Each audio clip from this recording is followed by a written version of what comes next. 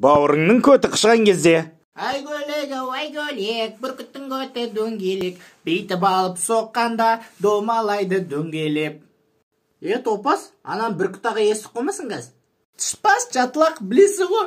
Дзік-дзік спать қойна. Я, дзік-дзік спать. Сен қотам. Керілмей жүрсе ше? Ты чё, бля? Широкий, что ли? Паразым бар ма мен? Анауың не дейді? Айттым ғой мен саған көтің қыс деп. Мамаға айтпем. Аузың жап ше.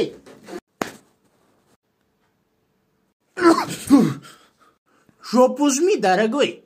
Енді ол өзі ғой көті қышқан. А маған похуй. Нюхай бәрі шең.